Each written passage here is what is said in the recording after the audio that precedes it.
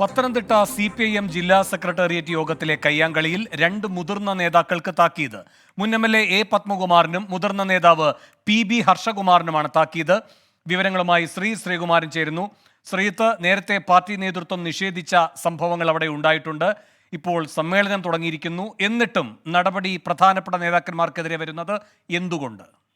വിഷയം ഗൗരവമാണെന്ന് സംസ്ഥാന secretary MV Govindan അടക്കം നിലപാട് സ്വീകരിച്ച സാഹചര്യത്തിലാണ് ഇപ്പോൾ ഒരു താക്കീത് എന്ന ഒരു നിലപാടിലേക്ക് CPIM എത്തിയിരിക്കുന്നതെന്ന് മനസ്സിലാക്കുന്നു. എന്തായാലും രണ്ടുപേരും ജില്ലയിലെ തന്നെ മുതിർന്ന നേതാക്കളാണ്. ഒരാൾ CITUവിന്റെ ജില്ലാ സെക്രട്ടറിയാണ്, സംസ്ഥാന ഭാരവാഹി കൂടിയാണ് PB ഹർഷകുമാർ. മറ്റേയാൾ CPIMന്റെ മുതിർന്ന ജില്ലാ സെക്രട്ടറി അംഗവും ജില്ലയിലെ തന്നെ ഏറ്റവും പ്രധാനപ്പെട്ട നേതാവുമായ A. പത്മകുമാറാണ്. ഇപ്പോൾ നടപടിയെടുത്തിരിക്കുന്നത്.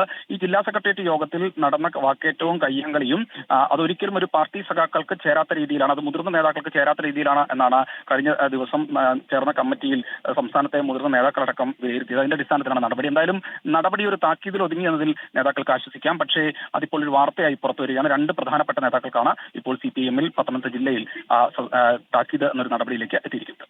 ശരി, ശ്രീകുമാരനാണ് പത്തനംതിട്ടയിൽ നിന്നും വിവരങ്ങൾ നൽകിയത്.